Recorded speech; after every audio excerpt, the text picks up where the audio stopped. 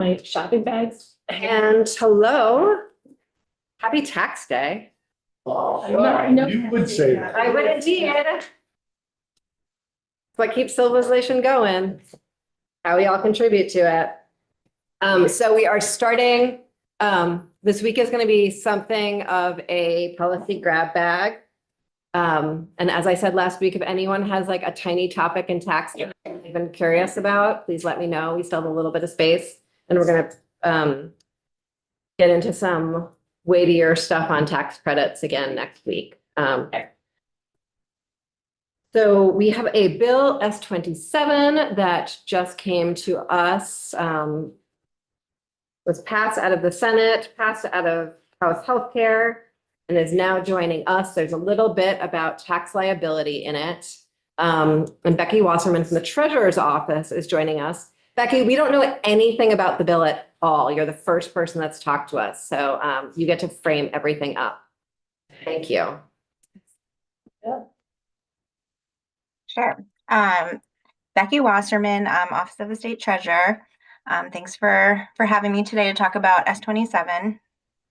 So what this bill does is it is asking that the Treasurer's Office is appropriated $1 million to contract with a third party, a nonprofit, that will then enter into arrangements with hospitals and providers around the state to buy down medical debt. And so typically that is about, a penny on the dollar for the medical debt. And we anticipate that $1 million will eliminate somewhere around $100 million of medical debt. And the way the medical debt is forgiven is that there's an arrangement made with the providers and the nonprofit. So it's an arrangement between those two parties and not with the Treasurer's Office. And the patient files are looked through to determine if a person meets the eligibility requirements that are set out in the bill. And if they do, then the nonprofit will buy their medical debt, and that patient will get a letter in the mail indicating that their medical debt has been abolished and, they no longer owe that money to anybody. I can pause there and talk about the tax issues if you have a specific question, but that is sort of the underlying purpose and intent of the bill. Any questions about the underlying purpose and intent? Yes, Representative. I understand the intent. I think mechanically I'm not getting it though. So that $1 million, that's supposed to buy down like $30 million in debt? 100 million. Okay, so I just don't mechanically get how you can get to the 100 million. Because if the nonprofit buys the debt and the person's debt is abolished, they're buying it from the hospital at a very low percentage of what the thing is calculated. Yeah, typically the debt, this is debt that has been held for a long time. The hospital may or may not have sort of written it off their books at this point. And so the nonprofit, so the main one that does this is called Undue Medical Debt. They typically can buy it at this much reduced price, sort of, and offer a deal to the hospital rather than, providing the full price of the debt. And this is something they've done in other states as well as other local governments. So it's a model that we'd be emulating the model that is working in other states. Okay, so is that 1 million once or every year? The idea is that this is a one-time ask of $1 million. So it's not sort of addressing any future sort of systemic issues with medical debt, but it's trying to be used in conjunction with other patient financial assistance to pay down past medical debt. I think I understand. I just don't. In the end, the hospitals across the state get $1 million, and people's medical debt is erased. Right, and it's not going to be like each hospital is going to get, where it is a hospital or provider has to enter into an arrangement with the nonprofit. So, for example, if UVM Health Network does, they would identify patients that would be eligible for this, and sort of on a reimbursement basis, the nonprofit would pay down the debt, and then we would pay them back from this pot of $1 million. So it's not like each hospital is getting it, or even one hospital. It would sort of just depend on who enters into a relationship with the nonprofit and how that debt is dispersed. Becky, can I try to clarify a little bit, and maybe you can help me? So in my experience with sort of other debt outside of medical debt included, but credit card debt or medical debt or whatever, often the company to who the debt is due sells that debt even to, say, a debt collector for pennies on the dollar, and that debt collector then makes a profit by collecting it. So this is sort of there's a little bit of a Robin Hood version in this scenario, but it's still like the premise of debt being sold for pennies on the dollar is fairly normal across the debt world, right? Right. I think this is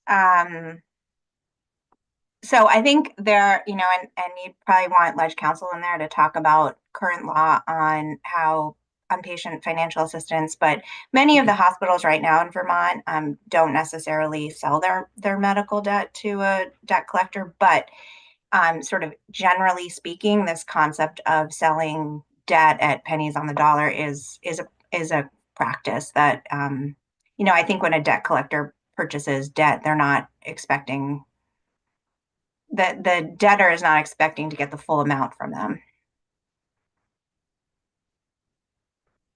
Okay, thank you. Yes, Representative Felton. So do we have an idea of how much medical debt there is out there that might be subject to this particular proposal? We have some estimates. Undue medical debt, I think, gave us an estimate of around 150 million, but we've also talked to people who think that it could be higher than that. And is it to pay off only Vermont holders of debt, or, for instance, New York hospitals as well? So if we have talked to, like, for example, Dartmouth, or if a Vermonter has medical debt in one of those hospitals, if they enter into an agreement with Undue, they could be eligible for this debt abolishment as well. So it's a Vermont resident, not Right. necessarily a Yes, Vermont right, a institution. Vermont resident. Mm-hmm. Okay. Thank you. What is an open-end or closed-end credit? We're talking about credit cards here, unless. Sorry, I didn't hear. Does not. I didn't hear the question. Okay, yeah, so it talks about where medical debt does not include debt arising from services, well, and then it goes on, but talking about or the debt charged to a credit card unless the credit card is issued under an open-end or closed-end credit plan. What is an open-end? So that would be, for example, if somebody charges medical debt on their credit card, or uses, for example, a line of credit that they have on their house to pay for medical debt. This particular section is speaking to reporting medical debt for credit on your credit file. And so it would be very difficult to report medical debt that was charged. It would be difficult for a credit card company to distinguish the charge to the credit card if it's medical debt, or you purchased furniture, for example. So distinguishing what could and could not be reported would be difficult. So we have exempted medical debt that is charged to credit cards, or those sort of revolving lines of credit, like a line of credit on your house, for example. The type of credit card that is considered medical debt is if it is a credit card specifically used for medical, to pay for healthcare services. Okay. So thanks. there are some credit cards that you can open just to pay for healthcare. Thank you. Representative Muslin. Becky, it may be the same question, but I don't understand the terms open end or closed end. So like open-ended is if, like, think of it as like a revolving credit line. Okay, goes on and on. Well, I think if you have, for example, a line of credit for like $20,000 on your house, or, you could take out that amount, pay it down, and then it would be available to you again if you've paid down that $20,000. It's an open line of credit. Okay, oh, I see, thank you. And we are gonna have Ledge Council take us through the bill. Becky's here to give us the big picture.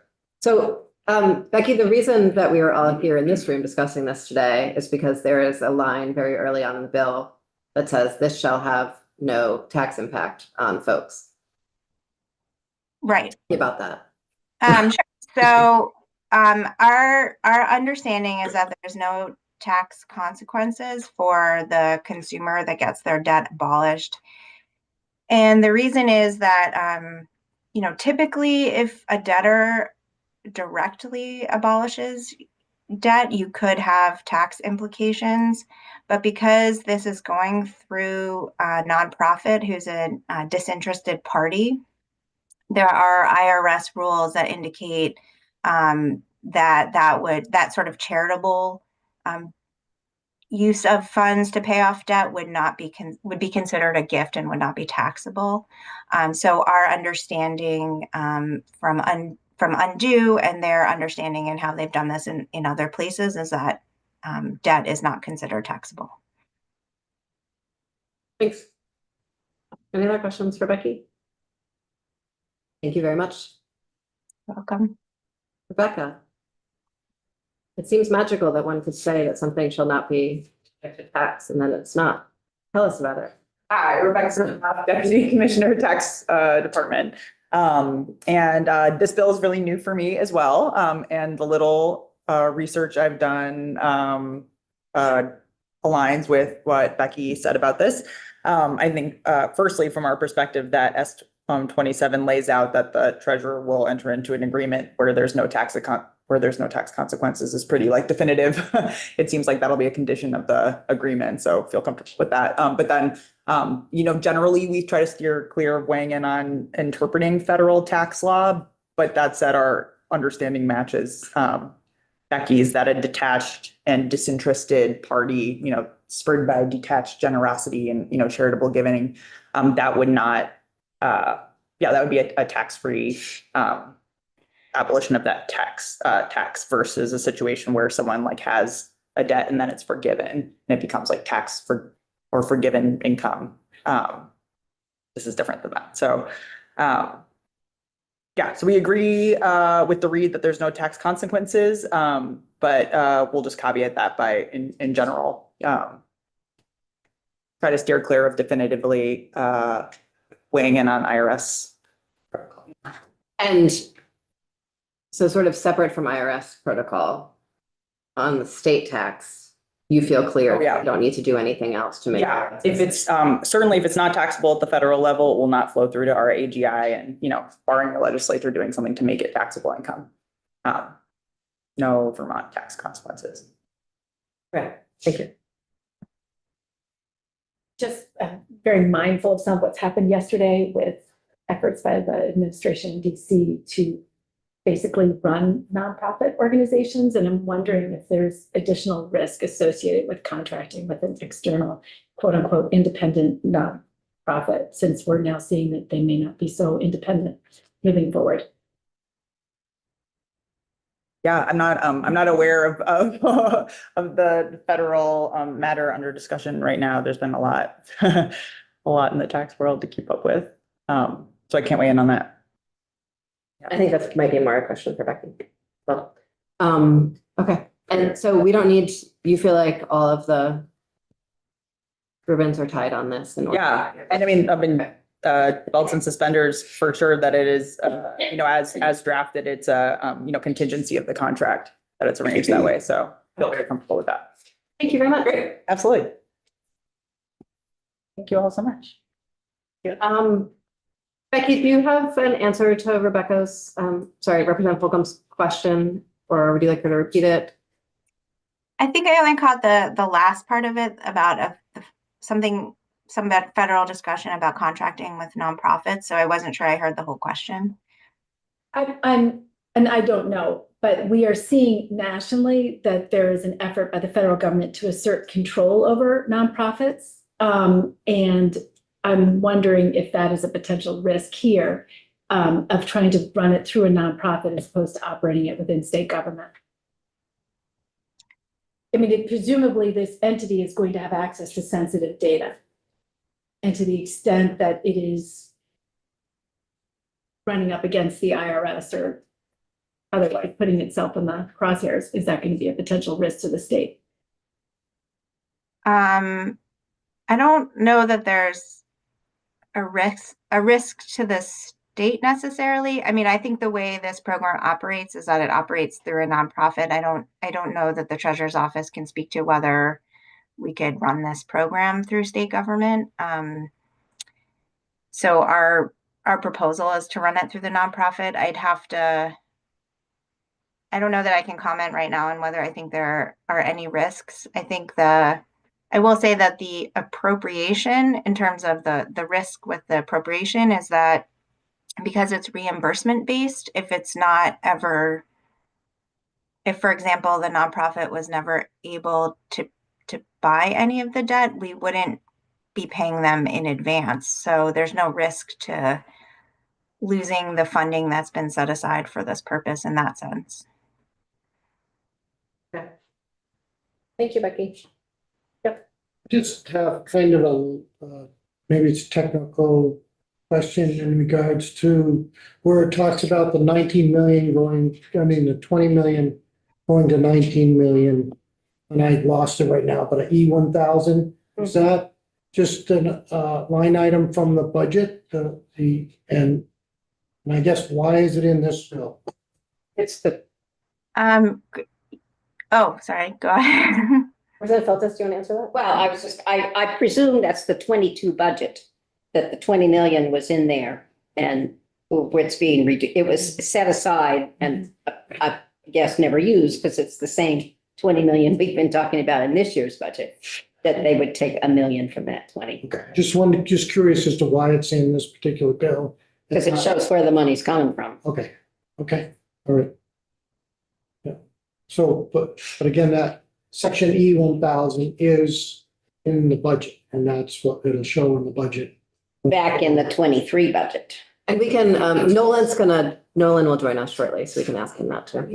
Yeah, and I can give a little context to that was a previous appropriation to the treasurer's office to pay down bonds that were issued by the treasurer's office. It had not yet been used for that purpose. This will have to be tracked by the legislature, and I know Ledge Council and JFO are doing that because in the BAA there was, let me go back. Last summer, the E-Board actually transferred 14 million of that 20 million pot out for other purposes. The BAA had transferred those funds back to the treasurer's office, and the budget then uses a certain portion of that pot of money as well. And so I think it's in this bill sort of as currently reflected in the law, but once the budget and or the BAA get sorted out, it will just have to be amended to track what's happening to that pot of money in the budget. Thanks. Thank you very much, Becky. You're welcome. Jen, are you able to take us through the bill? Yes. Thank you. Appreciate that.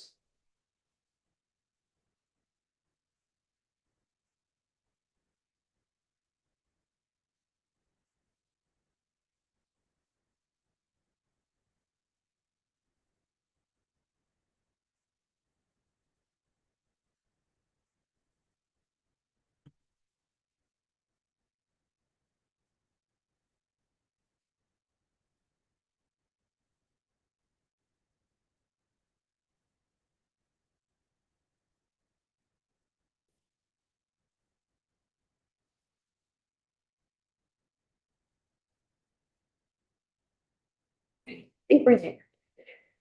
Good afternoon, Jen Carvey from the Office of Legislative Counsel. This is, I'm going to have you look at the House Healthcare Strike All Amendment. This is S27, an act relating to medical debt relief and excluding medical debt from credit reports. So I'm not sure what you've talked about so far, but I'll show you what's in here. It appropriates, as you were just discussing, $1 million to the treasurer from the general fund, and that mechanism happens in section 2. In fiscal year 2026, for the purpose of contracting with a nonprofit entity to acquire and repay certain medical debts incurred by Vermont residents as set forth in this section.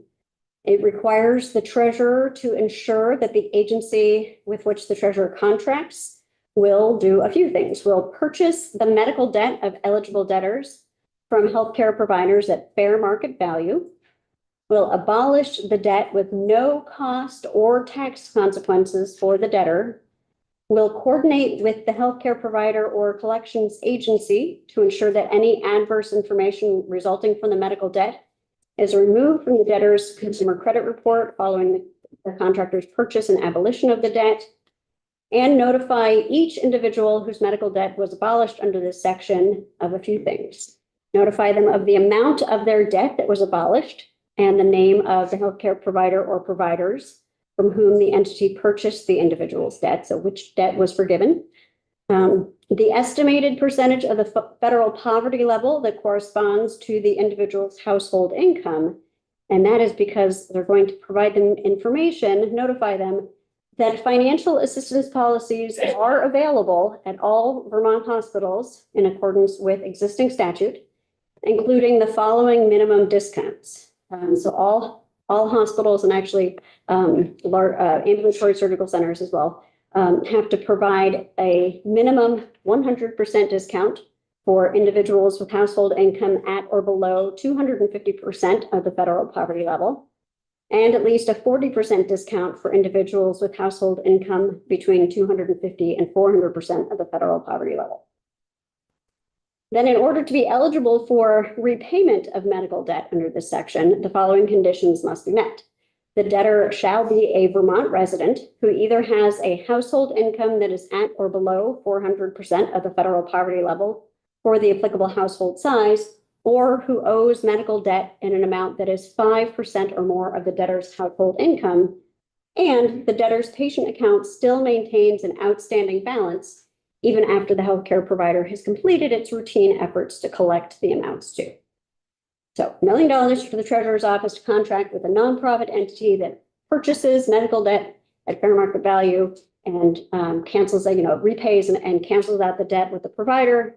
The patient gets notified that this has occurred, how they might use, if they're income eligible, hospital financial assistance policies in the future to avoid medical debt. And this is who is eligible. Somebody with income at or below 400% of federal poverty level, or medical debt that is 5% or more of their household income. Representative Lee and I just have a question. So how are folks that have this medical debt going to be informed that there's this policy? That this statute has passed with $1 million to forgive, or be informed of existing financial assistance policies. Well, both, I guess. I mean, if I had some medical debt and I met those qualifications for poverty level, how am I going to know that there's this plan out there to go seek through the nonprofit that I can have it? So I'm going to defer to Becky Wasserman, if that's okay, because that's really about the mechanics of what this program looks like once the treasurer's office is contracted with them. So my understanding is they are notified, but I'll let Becky speak to that. Yes, so a patient does not apply for this forgiveness. They are notified, once the process has been completed and the debt has been paid down, they get a letter in the mail saying your debt is now abolished and it's been paid off. And I believe House Healthcare included in the bill some language about sort of providing in that notification additional information on patient assistance plans that are available to them under state law, so that in a sort of preventive communication to avoid having this happen again.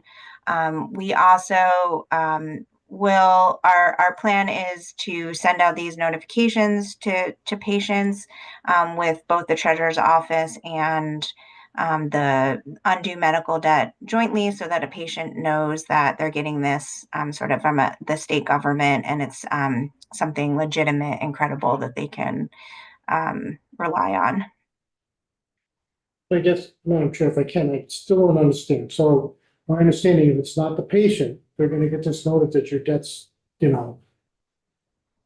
resolved or whatever. But so somebody, whether it's the Treasurer's Department or this nonprofit, has to investigate all this information, correct? I mean, that seems like a huge task.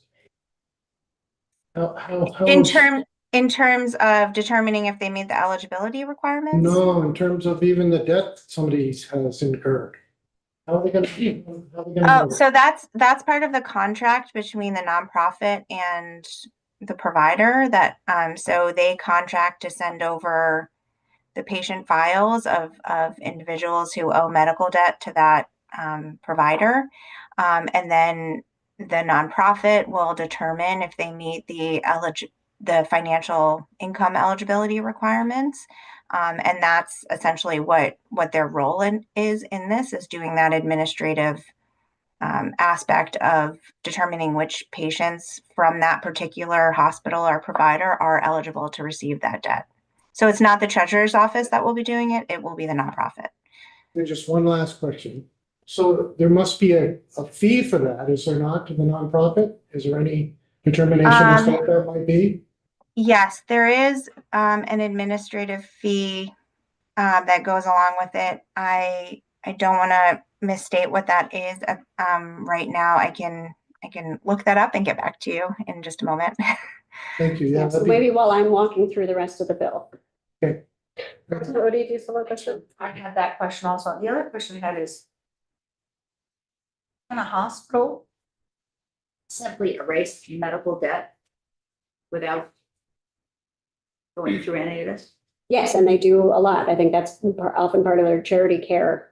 There's sort of two types of uncompensated care in the hospital, in the healthcare system. There's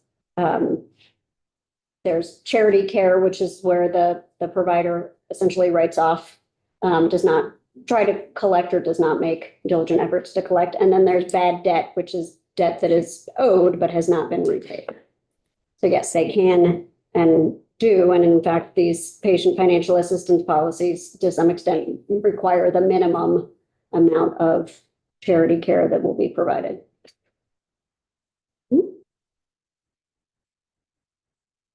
Back to you. Keep going through the bill. All right. Thank you so much. Back up. All right, section 2 of the bill is what you had been talking about with Becky when I came in, which is the reduction in the appropriation from the FY23 budget. Actually, this may have been in the budget adjustment, but the appropriation to the treasurer's office to buy back general obligation bonds prior to maturity, and this reduces that appropriation by $1 million. Section 3 is a new provision in Title IX, which is the Consumer Protection Act, or part of the Consumer Protection Act, that would prohibit the reporting of medical debt information. This prohibits a credit reporting agency from reporting or maintaining in the file on a consumer information relating to a medical debt. And it defines healthcare services using a broad definition. Actually, this definition is will be proposed to be struck and replaced by the Healthcare Committee, by all members of the Healthcare Committee, to be a bit broader because it feeds into the definition of medical debt, which is debt arising from healthcare services, including dental services, or from healthcare goods, including products, devices, durable medical equipment, and prescription drugs. A few things that are not included. Medical debt does not include debt arising from veterinary services, Debt charged to a credit card unless the credit card is issued under an open-end or closed-end credit plan offered solely for the payment of healthcare services. Debt charged to a home equity or general purpose line of credit or secured debt. So that is, again, a prohibition going forward of credit reporting agencies reporting or maintaining in a consumer's credit file information about a medical debt. Sections 4 and 5 relate to disclosures to consumers and allowing credit pulls by the nonprofit that would be doing this medical debt abolition. So section 4 is a little confusing because it comes earlier in the statutes, but this is the disclosures that have to be made to consumers. And so anytime a credit reporting agency is required to make a written disclosure to consumers under federal law, it has to disclose certain things to Vermont consumers. And one of those in existing law is that under Vermont law, no one can access credit report without your permission except under certain limited circumstances. And so this is adding to that list of limited circumstances for which consumer permission is not required, where the request for a credit report is by an organization that is exempt from taxation under section 501c3 of the tax code for the purpose of determining eligibility for the abolition of medical debt. And going along with that in section 5, so section 4 is just the notice to disclosure to consumers about the types of credit that can be pulled without requiring the consumer permission. Section 5 is the actual list of exemptions that is being referred to in section 4.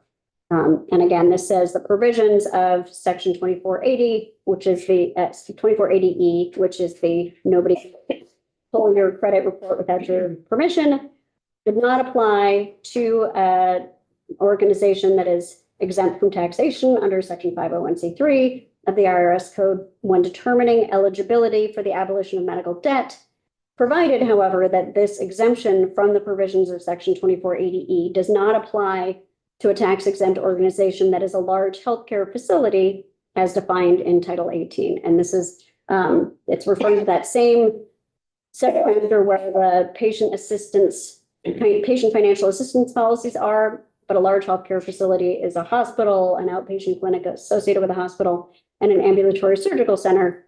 House Healthcare put this provided piece in just out of a little bit of concern that all of Vermont's hospitals are nonprofit.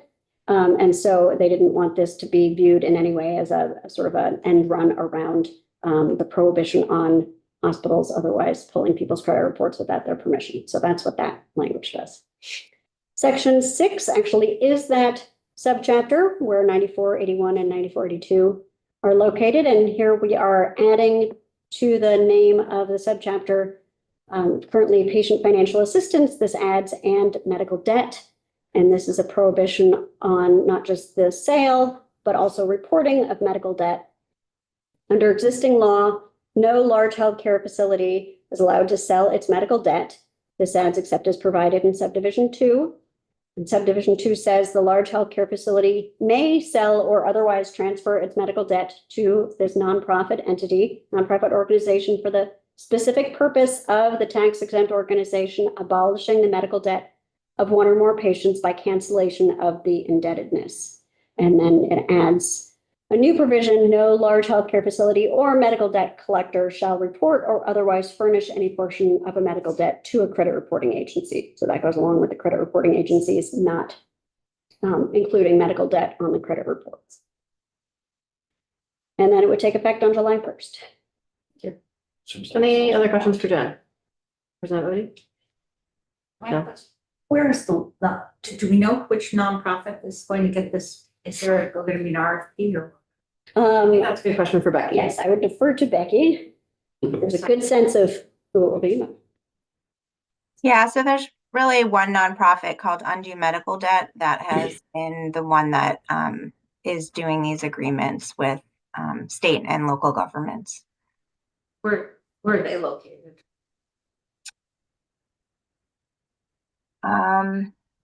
Is it a national nonprofit, Becky? It's a national, I don't know where they're incorporated, but it's a national nonprofit. So. Okay, great. Thank you, Jen. Sure. Thank you, Becky. Is Nolan possibility in our life? Thank you.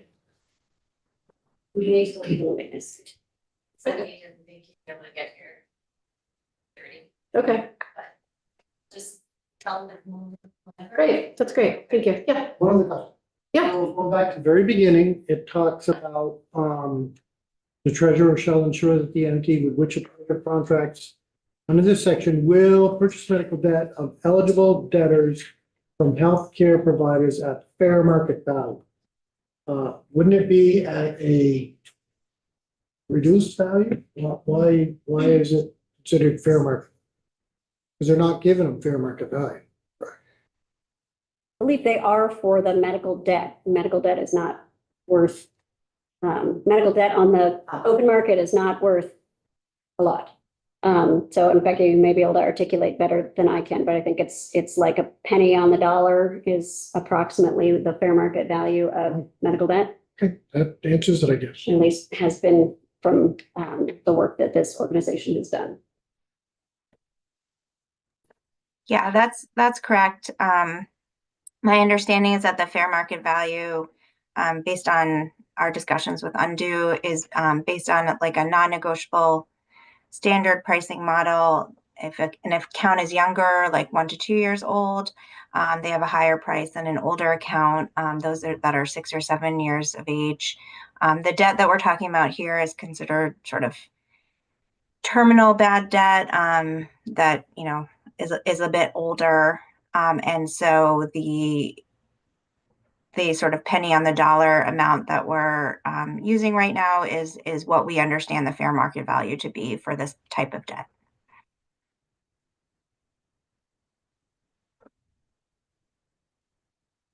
And to clarify, we are not voting on this today. We still need to hear from Nolan. We're gonna take a couple days to vote on it. So if anyone has like big picture questions they want to go figure out outside the room, they're welcome to do that too. Has anybody looked into how much money the people who are running the nonprofit Undo medical debt, what they pay people and Like what they pay their employees? pay their employees, their CEO? It's, Okay. I just wondered. I think we're veering fairly Well, far I'm outside of just- our jurisdiction. I'm just- So I appreciate it. I'm wondering. I'm wondering the whole thing, but. Well, just to follow up, I mean, there's gotta be some substantial money in my mind for somebody to do this. So where's that coming from? I don't see it here in this bill. I don't see it in the budget anywhere. So is it just in, slush fund in the treasurer's office or what? Oh, it's not to cast any aspersions. I get what he's trying to do with this. Right, And I think it's great. People should not have the kind of stress in their lives of medical debt hanging over them and their credit reports can be expunged. I'm uncertain what the need is for for this, even though it's nonprofit, for this nonprofit to be involved in this. That's what I don't. And the healthcare committee did their due diligence to figure that out. We are right now, and I understand it, and debt and the sale of debt is a very weird part of America. I feel like that's like, and we could probably spend a few years understanding how weird debt and the sale of debt is in America.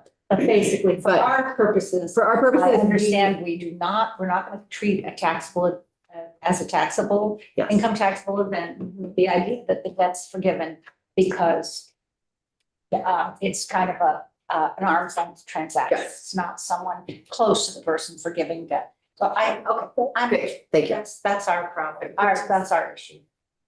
Jen, thank you. Nolan, if you would like to join us. Perfect timing. Yeah, I think I need Sorsha to resend me the Zoom though, because That's one of Sorsha's favorite things to do all day long. But don't worry, it's not just for you. She does it for everyone. oh, Yeah. shut.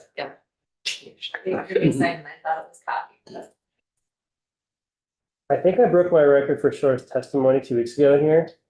I'm gonna see if I can break it tonight. Probably not. No, the last one was pretty easy. I mean, we're already in a couple minutes, right? Tell us that before. I know. Now we're gonna ask you questions. yeah. Carol's very curious today. My answer is always gonna be $1 million. Good round number.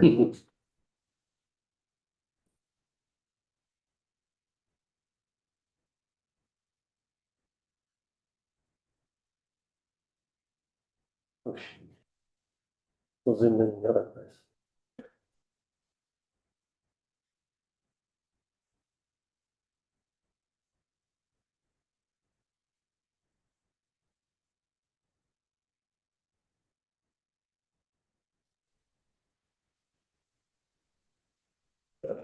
Sharing is Not not turned turned on. on.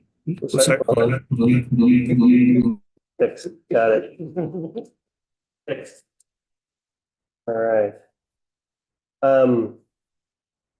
This will be simple. Again, for the record, Noel Langwell, the Joint Fiscal Office. You just have my fiscal note. I know Jen went through the details and you may have spoke about the money already, but basically section 1 would appropriate 1 million from the general fund to the treasurer's office to contract with a nonprofit entity to acquire and repay certain medical debt incurred by Vermont residents. It also, I think Jen probably went into it, it amended the language from the previous bills to free up the money to be able to do that. So, Actually, Representative Feltus, I think, explained Oh, okay. that test. Most part. And so I just talked a little bit background about where the money came from. I think you probably have had that already. Maybe. Okay, so I don't need to say anything else about that. Just that there's $1 million. I just don't know what you've already spoken about, so I don't want to repeat myself. Any questions? Representative Quigley. We were just wondering where the money's gonna come from to pay this nonprofit to do the work. Oh, well, that's the thing I was trying to avoid saying. I thought you'd already covered. Okay, so I guess I will say this. So, and I think you probably had the treasurer in too. Yes, no? Okay. Oh, Becky, Becky's okay. inside the computer behind you. Oh, okay. So initially the treasurer was initially appropriated this $20 million. The purpose of it was to improve the debt position of the state by redeeming the general obligation bonds prior to maturity. It was estimated that buying $1 million in bond debt could save the state approximately $50,000 in interest. This basically takes $1 million from that 20. And it would be used to contract with Undue Medical to the contractor. And I remember hearing the treasurer say that he felt that by taking $1 million to save $50,000 in interest versus using this $1 million to buy down what would essentially eliminate $100 million in medical debt, he felt was a better return on investment. And I'm probably stealing Becky's thunder if she hasn't spoken, but that was the rationale that was presented to the committee and how they determined that this was a better use of money. And you're not stealing any thunder, Becky, you already spoke. Oh, okay. So essentially the 1 million would be taken it back from a previous appropriation of unspent money in the treasurer's office and reallocated for this specific purpose. But again, that doesn't explain it for me. Okay. I mean, that $1 million was to buy down $100 million of debt, correct? It was to buy down, I don't know how much debt it was buying down. The $1 million is buying down $100 million in medical debt for Vermonters, yes. So again, if that $1 million is used specifically to pay off hospitals, the question is, how much money is the nonprofit charging for the service to put all that stuff together? So my understanding is the $1 million is the contract with Undue Medical Debt. And the way this often works, and this is probably a Becky question, but a lot of times the debt is bought for pennies on the dollar. So it's $100 million in debt, they're buying it for pennies on the dollar. So they're basically, and then they're buying down the debt of the hospitals would not be able to claim back. The hospitals are going to get something, those pennies on the dollar. It's uncommon, it's not uncommon in these industries to buy down debt for pennies on the dollar. And then that's what that money is being used for, is to buy down that debt. And so it comes off the books as $100 million in debt, but it doesn't cost $100 million. But the hospital's not getting $100 million. They already probably would write off most of it anyway at this point because they weren't unable to collect it. Again, who's paying the nonprofit to do all this? Is that within the $1 million? Yeah, I don't understand how the fee works, but it would probably come out of the 1 million. So Yep. some of it's probably used to buy down the debt, some of it's probably used for their fee. Okay, I don't know how their fee structure works or if they're doing it out of the goodness of their heart. okay, It's a great question. I No. don't actually know the answer. okay, thanks. Yeah, sorry. It's good. Representative Russell. Yeah, I think I'm just asking you a question and answer it too in a different way. Our state's liability, the state's cost is all within the $1 million, but We are paying $1 million. we're not paying more than that. There's no high hidden fees or anything. We're paying $1 million. Thank you. And you said you wanted to say that multiple times, so you got to. I stand by my original motion of, I will say it's $1 million. Again, I think it's important to understand it. Yeah, no, it's Not extraordinary. $1 million is going to actually reduce all that debt. It's who knows how much. I mean, there is a cost for that, so. Yeah, we don't know if there is a cost for it. Well, that's true, but I would think if we know the contractor or the nonprofit, they would tell us. Representative Holcomb and then Feltus. I don't know if it helps. It's a 501c3 nonprofit, which leverages donations to buy large bundled medical debts. So some of it is being paid by philanthropic donations. Representative Feltus. I was just gonna say as well, I scooped out Undo Medical Debt Organization, and they're under Charity Navigator, and they have wonderful high ratings, and there's a big website that talks about what they do with various government agencies. Thanks, appreciate it. 98. Thank you. What'd you say? I did the same. Team. Anything else for Nolan? You guys are hired. Find the You're all number. hired. I couldn't find it. Thank you very much, Nolan. Thank you very much, Becky. Unless there's anything you want to add in closing. I think the only thing I've been trying to search for, there is an administrative fee, so I do want to confirm that. I didn't want to misstate it, but per their website, they do say that they follow federal guidance on having an indirect rate of at least 15% when receiving funding from government partners. Again, I don't want to misstate if they've told us something different, but that is what is publicly available on their website. And I also just wanted to confirm that they are funded through philanthropic donors. For example, Mackenzie Scott, I believe, gave them about $80 million over the last few years to fund these efforts. So, that is the main source of funding for this type of work that they're doing. Thank you very much.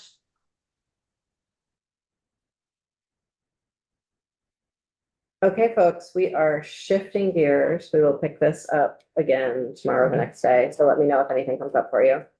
And thank you for everyone who came in very much the last minute on this bill. Really appreciate it. Thank you. We are going to move to a state revenues update with Pat Titterton. Yeah. There are a few reasons I've invited Pat to do this. One, because it's tax day, and so this is a nice way to celebrate tax day. Happy tax day, Pat. Two, it's good for us to just get regular updates regularly, though Pat does send out emails monthly.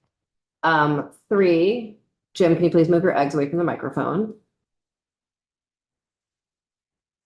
Oh, okay. Okay, either way, they should go away from the microphone. Thank you. And four, that's where I am. I might have lost count inside the eggs.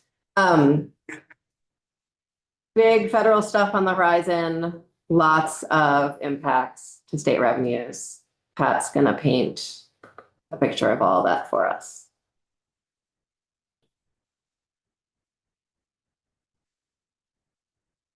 Reflection on the back of my glasses that it's sharing. Oh, like you're a Like spy. a big blast of white light that kind of bounces off my lenses. So yeah, Patrick Titterton, Joint Fiscal Office.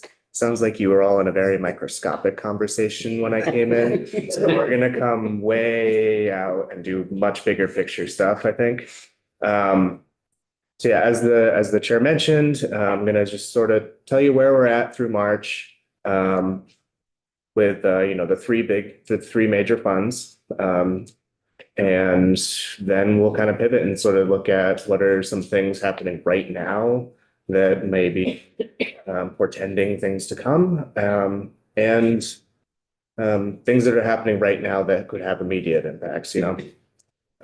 So to start, we're just going to talk about, like I said, where we've like the state of the revenue picture so far. So through March, the general funds collected about a little under $1.7 billion. I'll give you the year end estimate for each of these funds in this, maybe the next slide, I think. Ed fund, a hair under 600 million. And then the T fund is sitting at 230.5 million currently. Just to give you a little bit of context about how that looks in terms of the consensus forecast through March. You know, compared to the forecast, general fund's tracking about 2.3% above forecast. Ed fund is pretty much right on, 0.6% above. But the T fund is lagging a bit. It's about 1% below.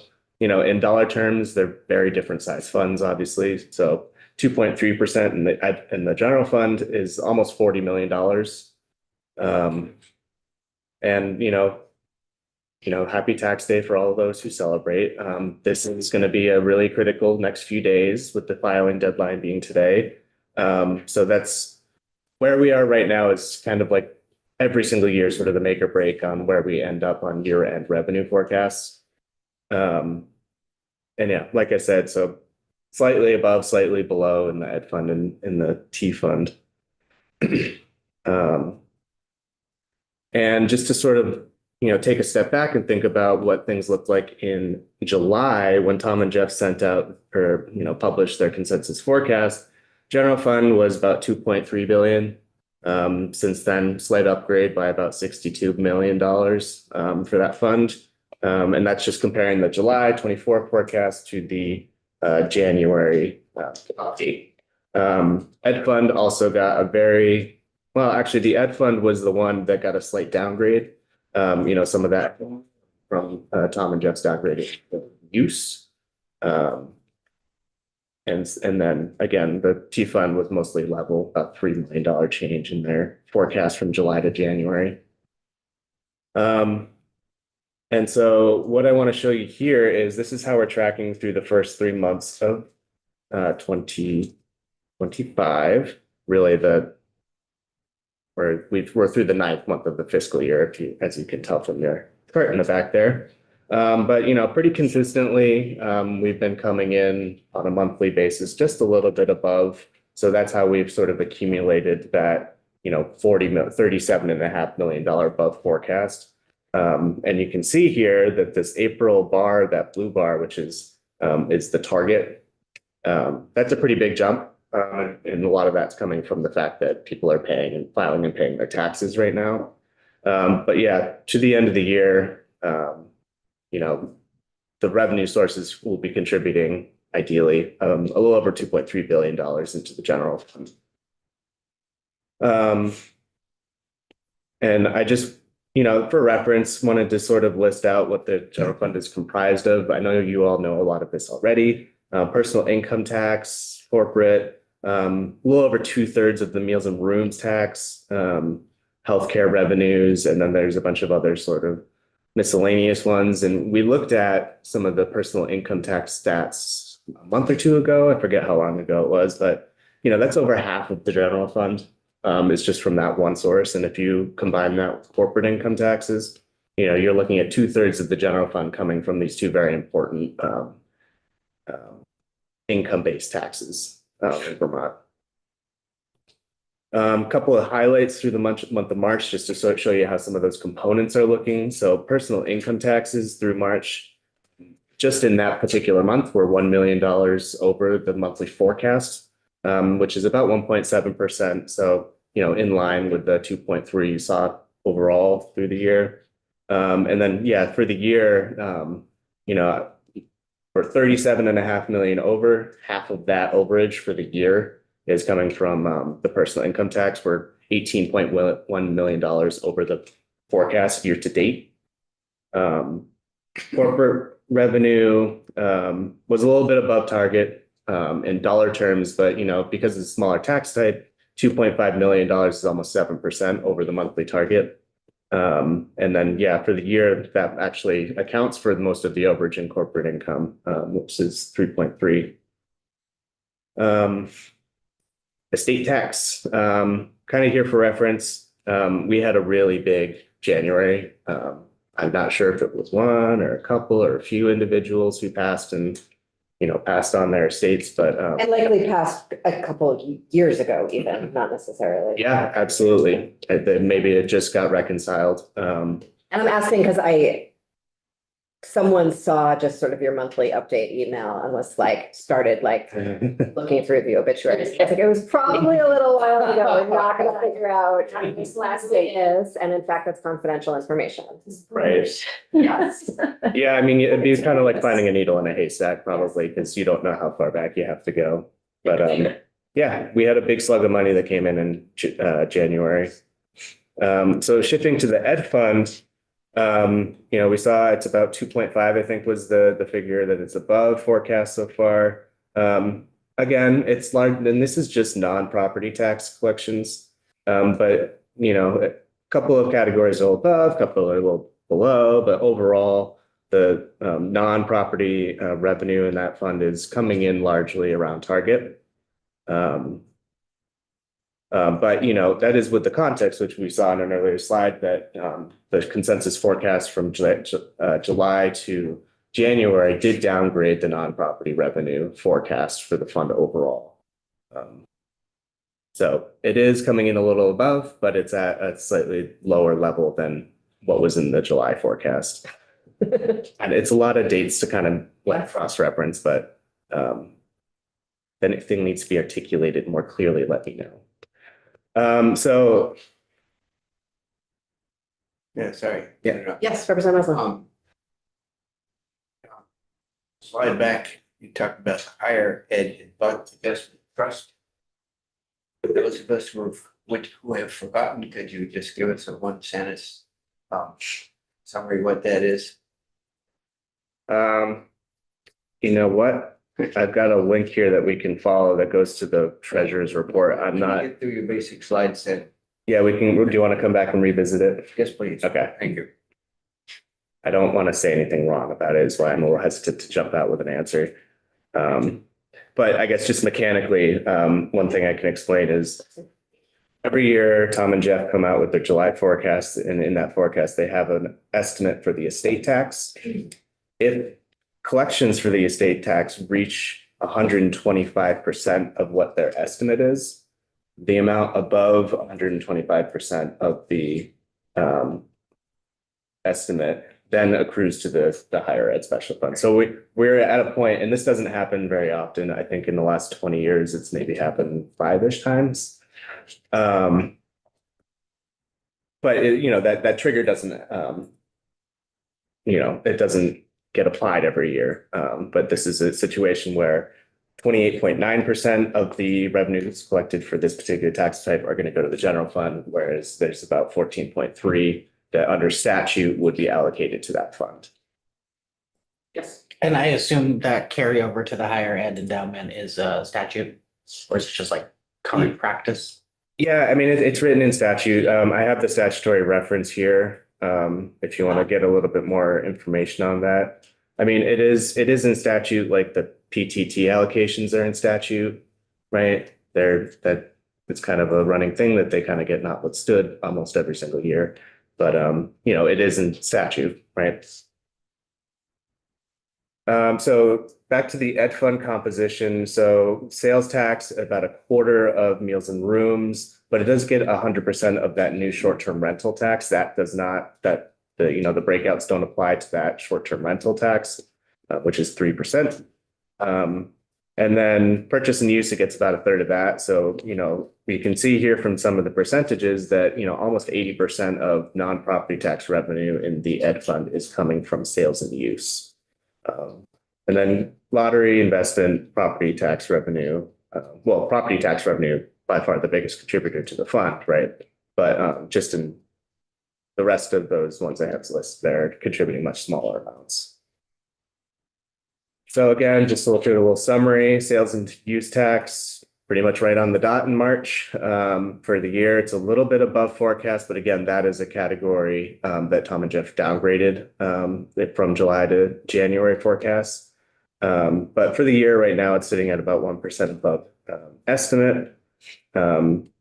Meals and rooms was above by 0.2 for the year. It's up above by 1.4 million. So, I mean, the theme in a lot of these is that, the revenues are tracking pretty closely with the forecast. And we haven't really seen any huge variances.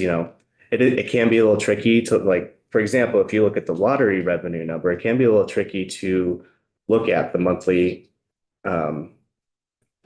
forecast amounts because there's choppiness in several ways. Sometimes there's an extra weekend in a month, or the agency might have a delay in processing some of the receipts they've received.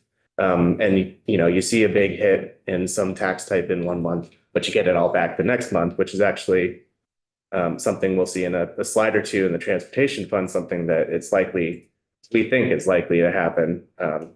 Because you see here that for the most part through February, the T fund was tracking pretty much right on target. But then in March, it's dipping below the monthly forecast. This is the composition, it's kind of a pretty even split between fuel types, purchase and use, and TMV fees. But if we look at what those revenues looked like in that particular month, so overall, what was the figure? I think I said it was down 2 million or something in this past month in the fund as a whole.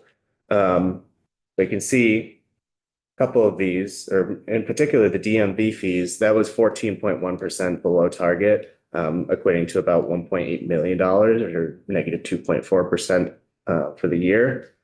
That's likely just because the fees they collected weren't processed by the end of the month. So I would expect, and this is something we see quite often, that kind of comes back going into the next month.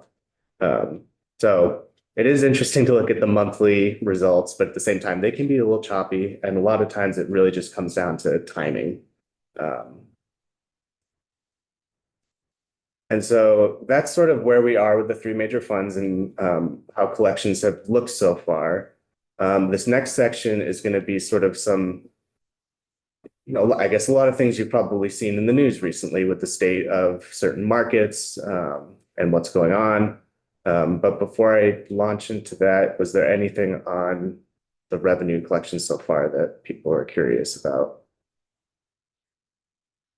Okay. Great. Okay. Great. This next part is the part I want us all to really be getting.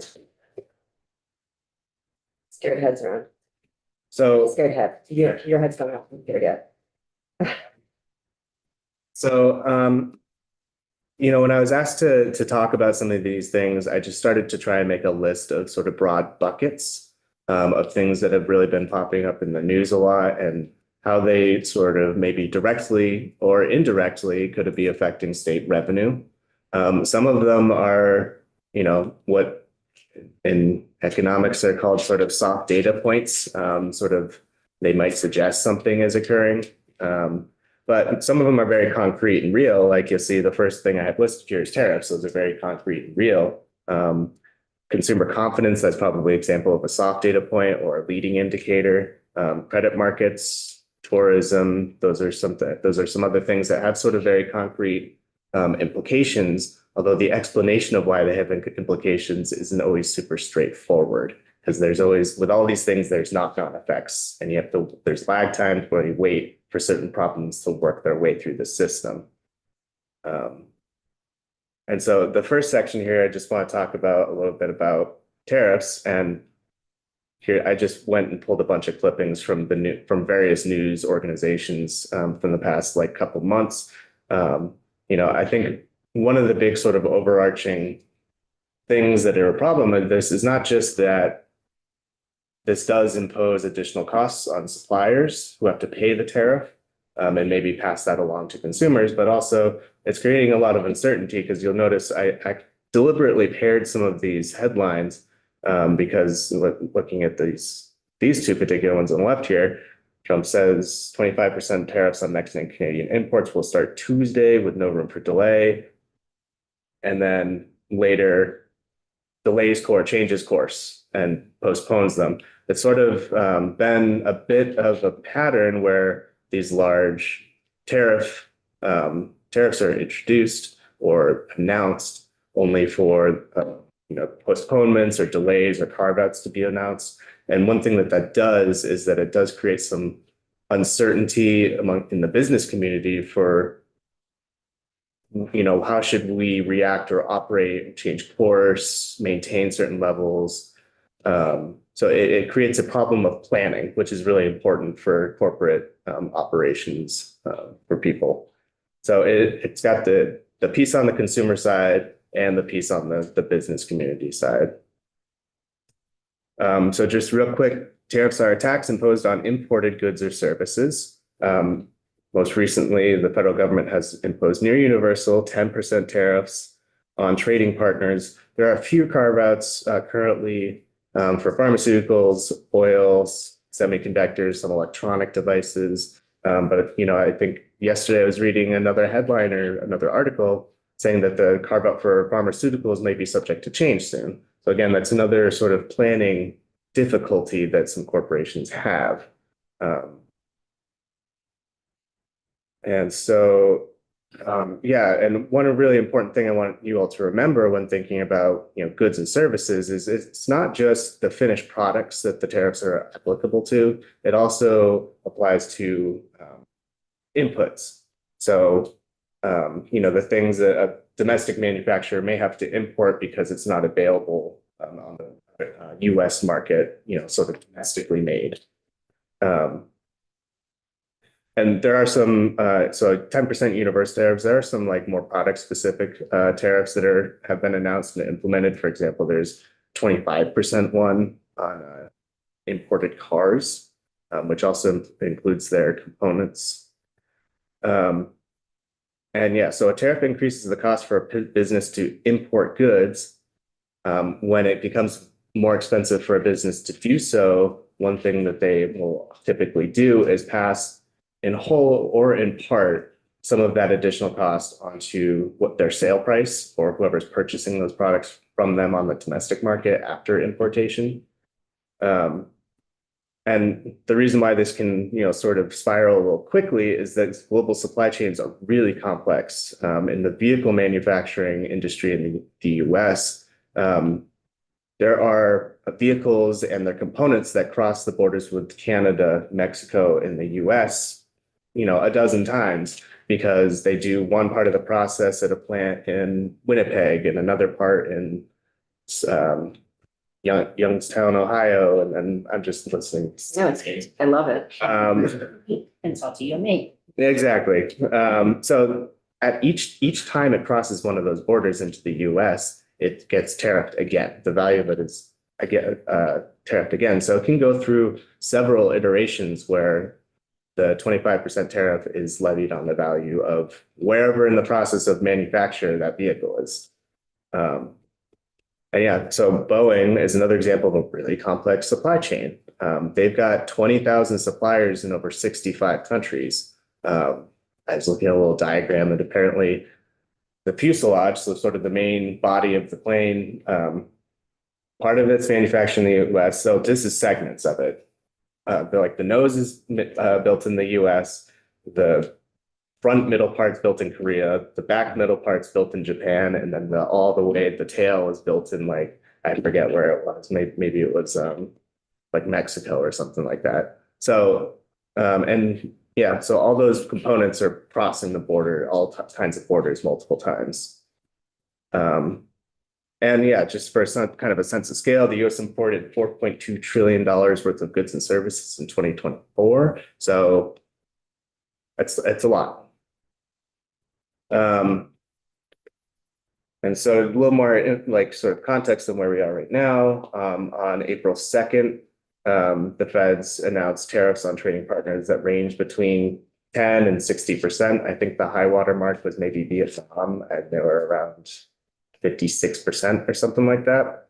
And again, we saw those article headlines earlier. These were later postponed for 90 days. And then thinking back in February, the US announced 25% tariffs on goods entering the US from Canada and Mexico. Again, those were later sort of postponed. Right now, they are in a state of postponement, although the postponement is indefinite. So I guess that technically they could come back at any time, or they could just be gone forever. So yeah, those tariffs were delayed, but there are separate sort of industry specific tariffs that have since been introduced on steel, aluminum, and automotive imports that applies to Canada and Mexico as well. So they're not exempt from those sort of more industry specific ones. And I'll talk about this next bullet point a little more in a slide or two. But the Department of Commerce recently announced that a 34% tariff on Canadian softwood lumber, which is really important for housing construction, will go into effect in the fall. Didn't give a specific date, just into effect sometime in the fall. Got a question. So when you talk about these percentages, 34% tariff on Canadian softwood, is there currently a tariff and the new total would be 34%, or is it going to be? Yeah, there is an existing tariff. I think it's 13.5% that predates the one that's most this one that was announced. I read the release and it's not clear to me whether this is on top of that or not. However, if I'm thinking about some of the other recent announcements, they tend to always seem to be additive to what's already in place. That's been the pattern anyway. So with the existing tariff, with the existing 13.5, I think that's the amount. It's in the low teens. That would bring the overall to about 50% of the value of the imported lumber. Thanks. And yeah, so while Canada and Mexico are exempt from the sort of nearly universal 10% that the rest of the world applies to the rest of the world, they do have certain products that from Vermont and the US import a lot of that have these sort of more sector specific tariffs on them.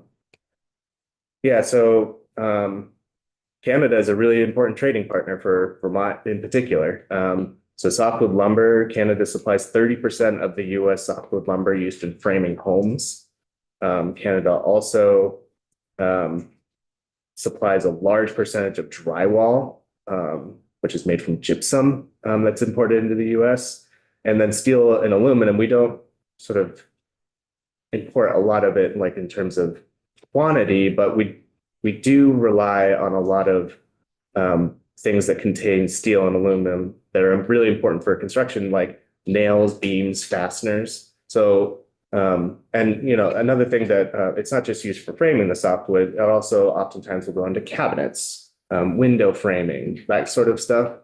So it's a lot, 50% or I guess 34 on top of what's already in place. It's adding a significant cost to an already very significantly expensive undertaking of building a home, right? Because you use a lot of these materials when building a home.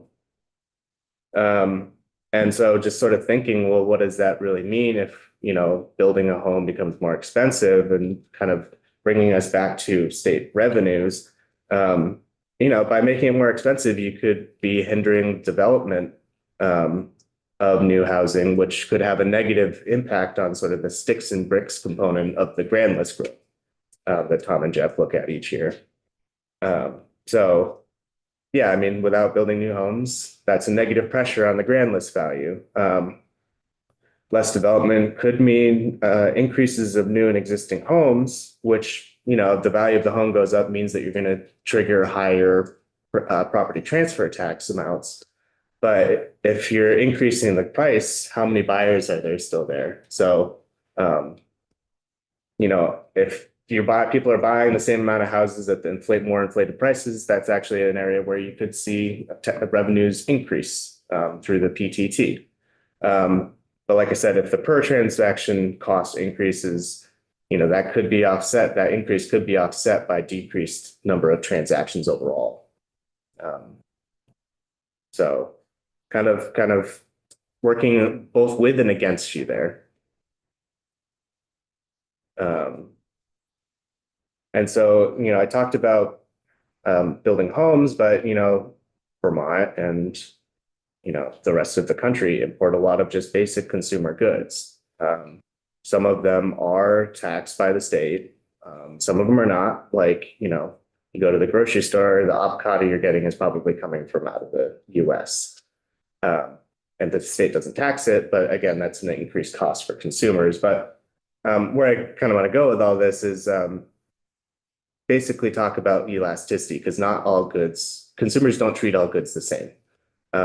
If a good is very elastic, and I have a chart that kind of will illustrate some of this, tariffs are likely to decrease the consumption of that good significantly.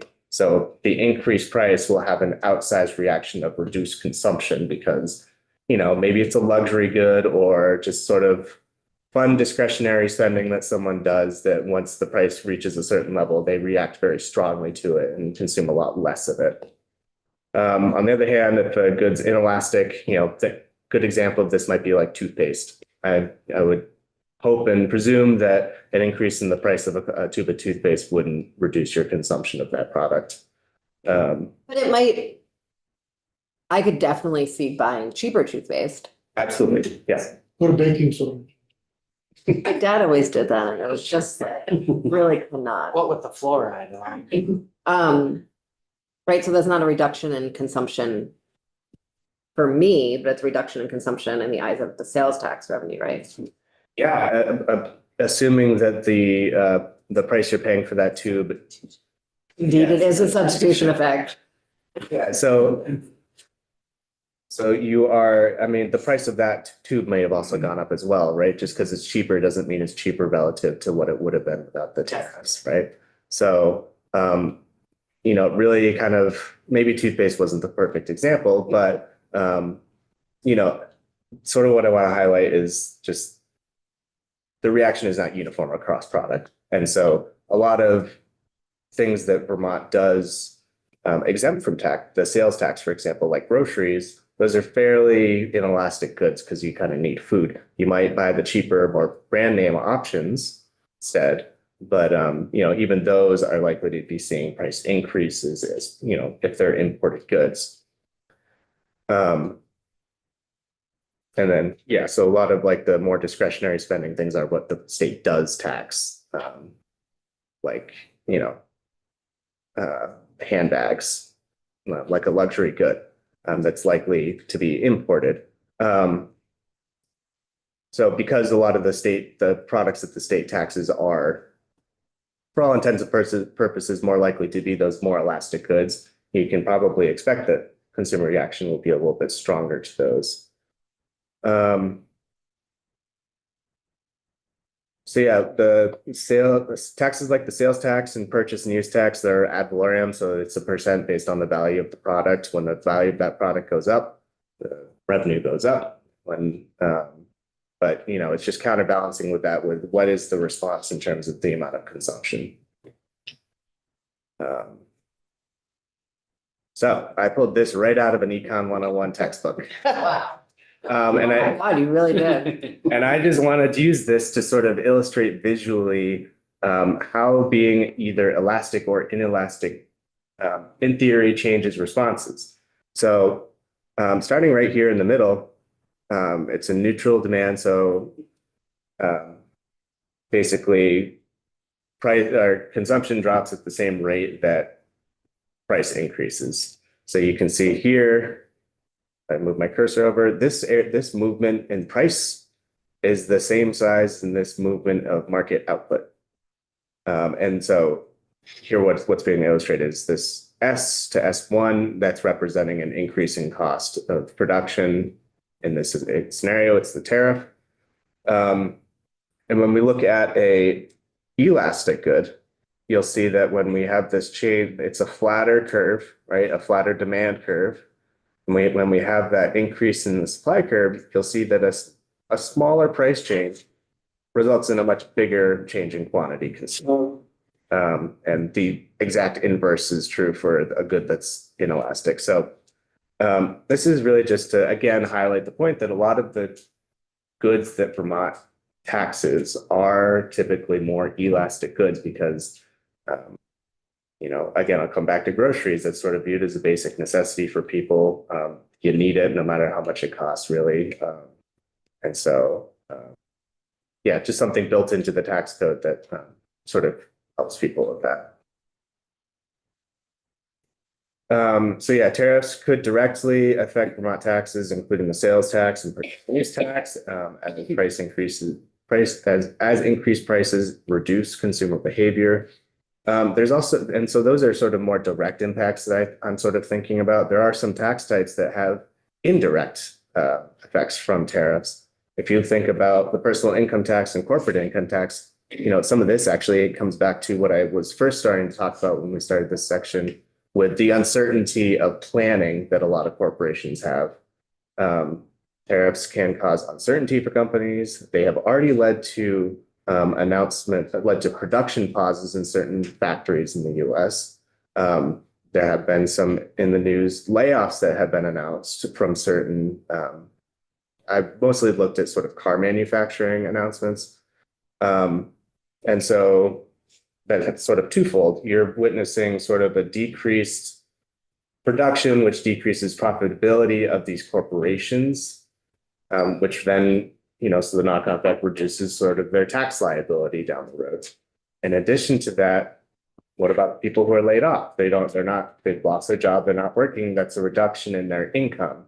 So sort of the indirect effects from the tariffs with some of these postponements or layoffs or what have you can affect the income for both individuals and corporations. And yeah, so I've talked about production pauses and layoffs, but they can also postpone or cancel or make companies rethink certain investments, capital investments, maybe a warehouse expansion, production line increase, hiring more employees, because there's an uncertainty in the market of what their actual cost of production is going to look like. So thinking about we talked about the property transfer tax a little bit. So on the tariffs on construction materials increase the cost of building a home, which slows development. And as you all, I know you've been going through a lot of ed fund stuff recently, or so I've heard. Increasing the cost of building those homes, that affects that sticks and bricks component of the grand list growth. And so if you're building less homes, you're negatively affecting that growth there.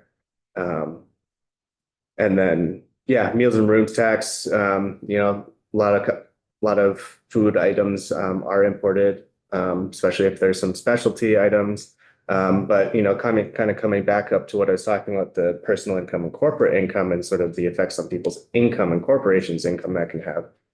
If you got less money in your pocket, you're less likely to spend it on things like a night out or a meal in a restaurant. So that's something that could have an impact on tourism, right? And I've got a section in a little bit that we'll talk about tourism in a little more detail. So basically, and this is the last tariff slide, in sum, sort of the biggest takeaway, I think, is that tariffs are going to have both direct effects on some of those consumption-based taxes I was talking about with the sales and use, the purchase and use. But there's also some indirect impacts they can have on, corporate profitability being the basis of their tax liability, and also, people's income. Like if maybe they own a small business that they get passive income through that shows up on their individual tax return. If their cost of production or whatever they're doing, their cost of inputs increases and bites into their profitability, again, that's a decrease in income for those individuals. And then also the more, extreme cases of people who've been laid off from their job and don't have any income. So all those are sort of factors of sort of both direct and indirect impacts that could happen as, everything sort of works through the system. And like we mentioned, whether a good is elastic or inelastic has a big impact on consumer reaction to consuming certain products if their price does increase. All right, So that's all for tariffs for now. That's sort of one of the more concrete examples that we can point to and say, this is happening. This next section is what's called sort of soft data, or it's called a leading indicator. And that's a consumer confidence index. So it's an economic indicator that measures consumer optimism about the current and future state of the economy. And again, this kind of comes back to people's spending decisions. For this particular one, when the index goes up, it means that consumers are more confident. When the index goes down, it means they're less confident about the economy and, currently and moving forward. Yeah, because it's soft data, and it's, based on sort of people's feelings, it doesn't sort of directly measure economic activity. But, it is sometimes used as an indication of maybe some changes that could be coming. A lot of that relating to how people feel about the economy and how they behave or react to those feelings. So at the beginning of the year, the index was at 71.7. Not the highest, not the lowest it's ever been. But then as of this month, you can see that we've gone down from 71 down to 50.8. And I just wanted for context, so they started doing this survey back in 1952. 50.8 is the second lowest it's ever been reported. However, I will point out that the actual lowest the historical low overall was in 2022. So I have seen some, there's a case to be made that might actually be a little more related to political polarization. People are really happy when their guy's in charge or their person's in charge, and really unhappy when the other side person is in charge. So, it could just be sort of baked in that you're unhappy with whoever's in charge, or you're happy with whoever's in charge based on their party affiliation. And that, affects your feelings about how the economy is looking. However, in 2022, if you think back, what was happening then? Really high inflation worries, right? And that sent the index plunging down really low to the low of all time. And so again, with a lot of I said I was going to stop talking about tariffs, but with all the tariff implications that are working their way through, this is again sort of an indication that people are starting to get really worried. But this is potentially an indication that people are starting to get really worried again about inflation and what that looks like on their household budgets. So we're, on this slide, it looks like it's 50.8, but up here you got 2025, you're back at 71. On the previous slide. January. That was as of January. So I wanted to sort of pull where we started at the beginning of the year to show how quickly that adjusted, sort of kind of starting in this April range right here. You see this is really sort of front loaded, this dip. Does that make sense? Yeah. Okay. I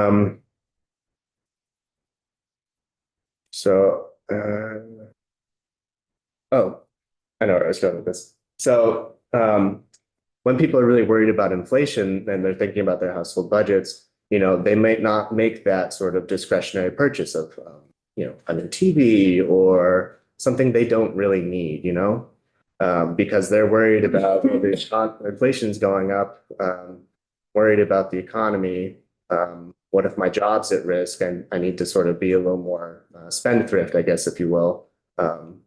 And so because consumer spending, like I said, is 70% of the US economy, slight changes, 1%, 2%, 3% changes in how much people are spending because they're unsure, uncertain about the state of the economy can have a pretty outsized impact on how much things people are buying. So reduced consumer spending, you've seen this every time we've had a recession. They lead to businesses postponing planned expansions, slowing hiring, or even announcing layoffs. And so that's some of the, that's sort of the leading indicator. This is certainly not guaranteed to be what's going to happen, because you saw lowest point was 2022, right? we had some of the largest wage growth and economic sort of expansion during that period of time. So how consumers are feeling doesn't necessarily tell you what's going to happen, although it is sort of approaching a historical low again. So the other thing, there's been a lot in the news about stock markets losing value. And then after a couple of days of that, you started learning about, oh, well, bond markets, the demand in bond markets is really soft, which is pushing up yields. The sort of strength of the dollar in conjunction has also been falling, which are, nothing sort of directly relating to revenue implications. However, there are some potential indirect problems that can arise if the trends continue in the directions that they're happening in. So I guess sort of to take a little bit of a step back and sort of conceptually think through some of this. So typically dollars and treasury bonds are assets that are considered sort of safe haven assets. So when there's a lot of volatility in the stock market, sort of the separate market from the two I'm talking about, there's a lot of instability and a lot of selling of stocks. A lot of investors will take their basically swap out their assets and move them into something that historically has been a really good store. So very unlikely. So they with a bond, they might still be getting some return from the interest that accrues on that. But it's not like owning, I think on April 3rd, I looked at like a Sweet Green, if you all are familiar with, it's like a chain salad place. The first day after the tariffs were announced, I saw that they went down like 25% in like 3 hours, the stock price. So I just use that as an example because, that is not necessarily a good store of value in a time like that. So typically when there's instability in the market, you'll see an increase in bond yields. And the value of the dollar will also strengthen against sort of the basket of major currencies worldwide, because, investors are looking and saying, well, this has a track record of storing value, helping us make sure that we're not getting, losing our shirts, so to speak. So what's important to note there is that bond yields go up typically coincides with dollar going up, right? What we've seen recently is that the dollar has fallen 4%, compared to the basket of major currencies. And at the same time that treasury yields are going up. And the reason for that, as reported, I don't have any hard figures on this, is that demand, which you would normally think would be strong in a time when the stock market is being relatively volatile. You think there'd be higher demand for these products, but actually it's not necessarily been the case right now. If bond yields rise because of economic growth, which does sometimes happen, that typically results in a stronger dollar as well. And with the inverse happening right now, it suggests that bonds currently perceived as really safe are relatively riskier in the eyes of global investors. And also with the dollar compounded on that, just sort of, and again, this is sort of what investors are thinking, how they're feeling. It's not sort of hard science. It just suggests that there's some perceived instability or risk of instability in the market. So this is, again, start of the year. How those two, the dollar and credit market, this is the dollar on the left, the bond yield, 10-year bond yield on the right. See how those have been moving in conjunction with credit markets, the stock markets. Here I've got an example year to date of the NASDAQ and S&P 500. This is a little misleading. I suppose that was the one-day movement, but just focus on the overall trend that you've seen here. Just sort of highlighting some of the market instability. So what does this mean and why do I care about this for state revenue, right? Increase in bond yields suggests that borrowing will become more expensive because a lot of mortgage, auto loans, personal loans, The 10-year bond rate is sort of often used as sort of the reference point for then, you know, adjusting it to whatever your credit profile looks like.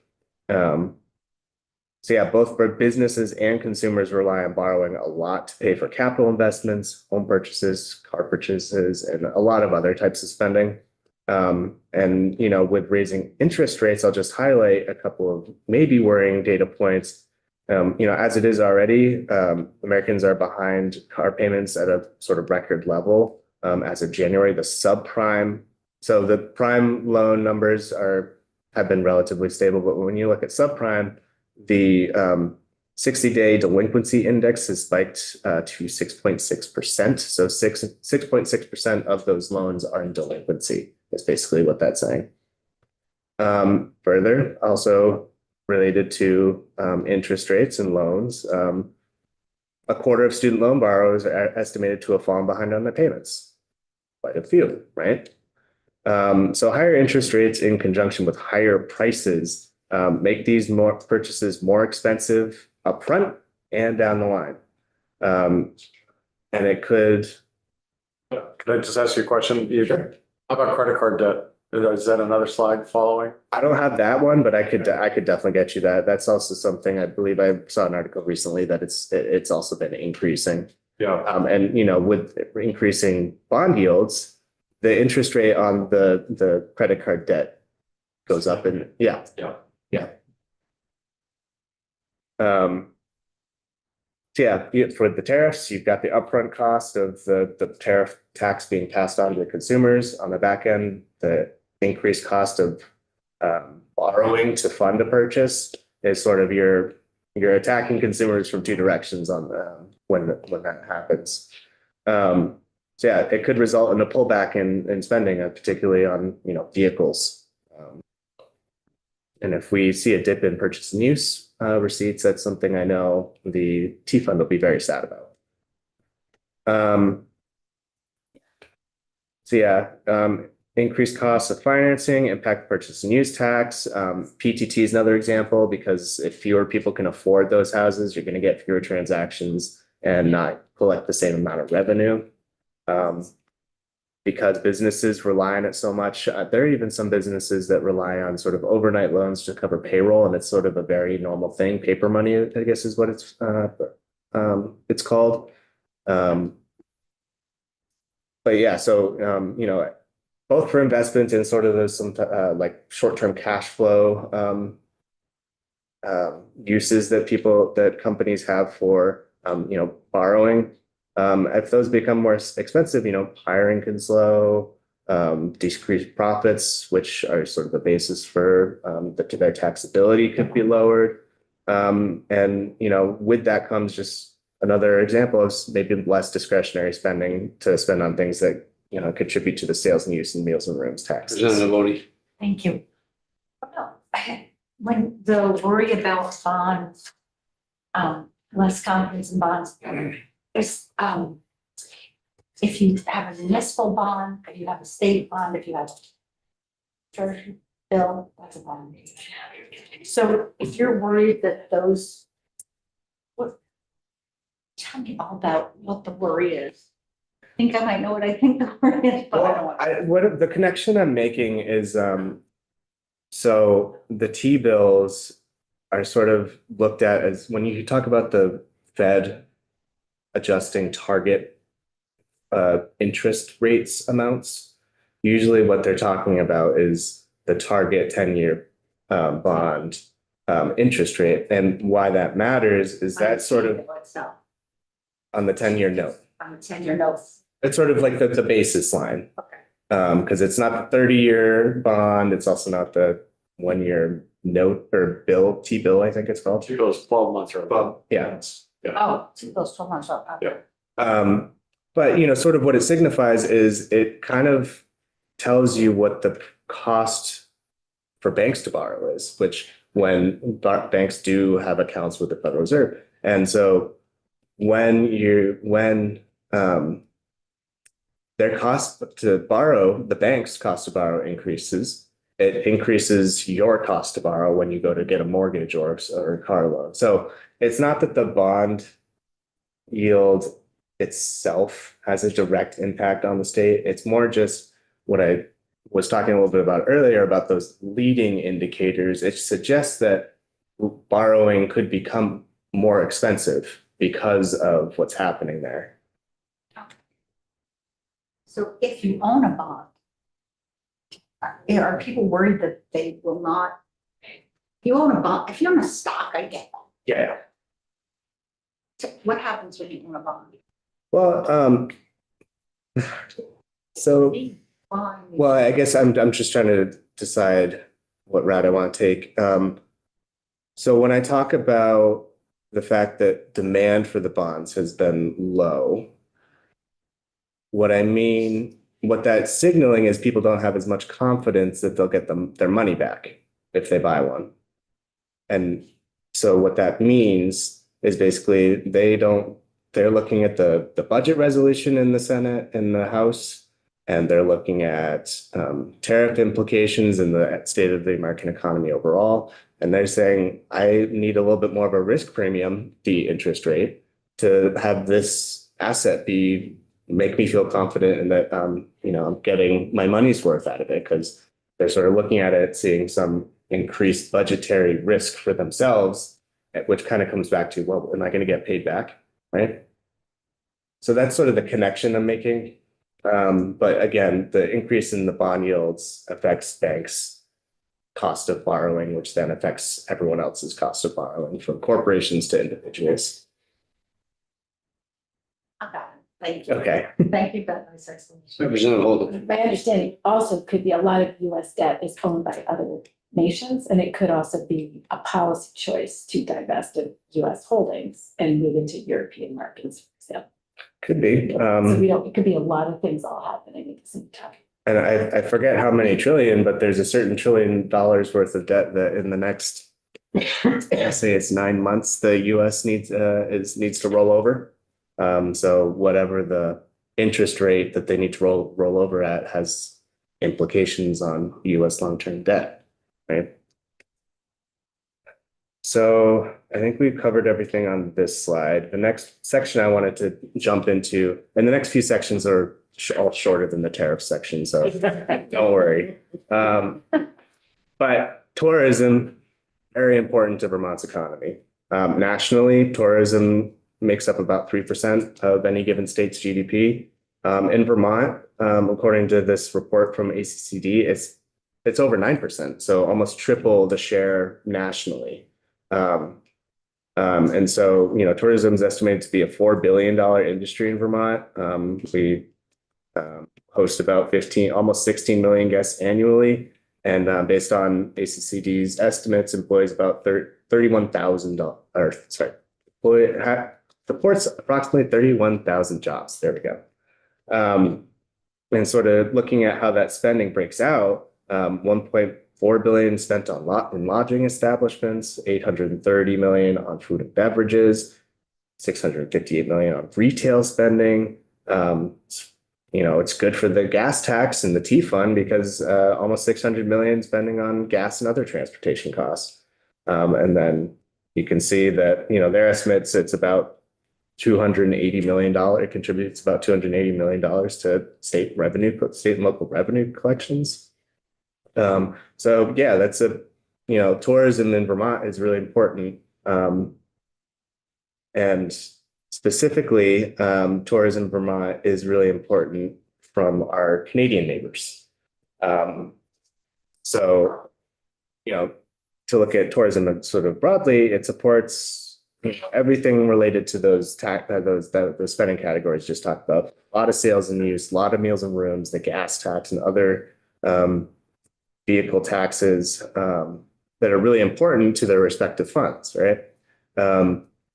Significant number of our visitors come from Canada. I found it was a report in 7 days that had some, I guess they're somewhat anecdotal from 2 businesses in Vermont.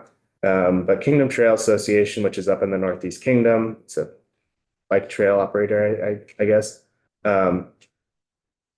They were reporting that they get about 135,000 visitors annually to their facilities, and they we're estimating that about 40% of them were Canadians. Jay Peak Resorts, in the same article, were quoted saying that between 30 and 40% of their visitors to their ski resort are Canadian. And so like, I guess that's two examples. They're somewhat anecdotal and don't show like a broader trend. But there's been a lot of other reported instances of Canadians canceling plans to travel here. Chris Roop actually the other day sent me an article about how Canadians who have second homes down in Florida, they're selling them in droves because people, bad feelings, I guess.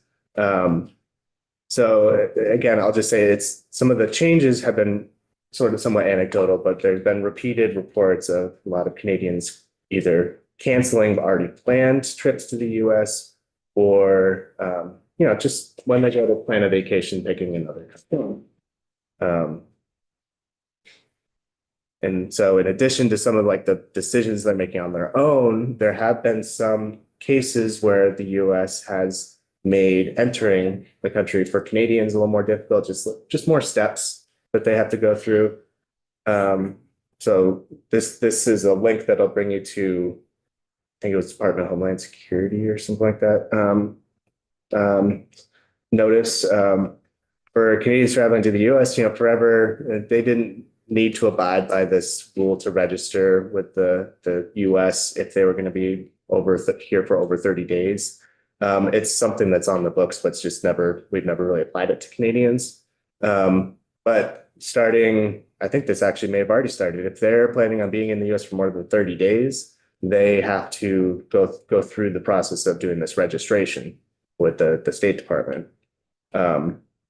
Nationally, those more than 30 days,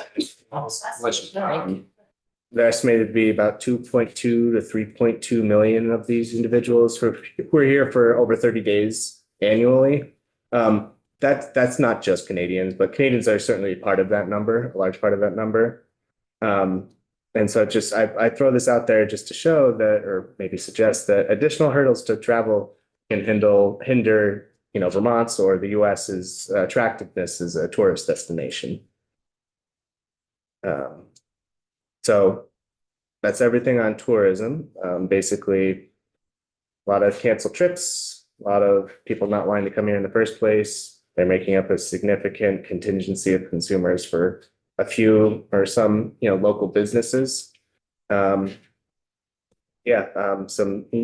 just a couple more hurdles that they sometimes need to go through if they're going to come to visit that they didn't have to previously. But we don't have the exact statistics on the percentage of different revenues by Canadians versus US. That's not, you can only do that from a survey, I would think, of different tax reporting entities and stuff. I mean, I guess one of my thoughts is kind of, if we look at this slide and these two businesses, and this is just me pontificating or sort of hypothesizing right now, don't take this as take it with a grain of salt. But we see these two reports from the Kingdom Trail Association and from Jay Peak that, 30 to 40% of their guests are Canadian. And then I come back to this slide here and I just wonder, well, if that 30 to 40% is broadly true and not just for those two companies, well, what does that look like when we look at the lodging, the spending on lodging, the spending on food and beverages, that kind of stuff. So it's not an exact science, but if you make that sort of mental leap, it could be a large number. Well, that report on Kingdom Trail says $10 million economic impact in the kingdom. And they break it down, they say 30 to 40% are Canadians, but then in the report as well, they say so much is lodging and so much is restaurants and so much is this, so much is that. So you could extrapolate perhaps, some people say the Canadians spend more than the Americans do. Some people say the Canadians spend less than the Americans. But anyway, you've got those numbers there of what that $10 million is, where it goes. Did Kingdom Trails, JP, tell you that they had cancellations reaching 30 to 40%? No, so that's an excellent point. They just noted that was the percentage breakdown of their guests. It's not suggesting that all of them are suddenly just not coming. There's anecdotal reports saying that a lot of Canadians are canceling plans, but I certainly don't want to be here talking and have you think I'm suggesting that they're all canceling, right? Representative Holt. I was just gonna say, and I think we also, it goes both ways. I know during the pandemic, we lost a ton of Canadian business, but we also picked up a lot of in-state Vermont and local business. So this is no one-to-one, but it's a good caution.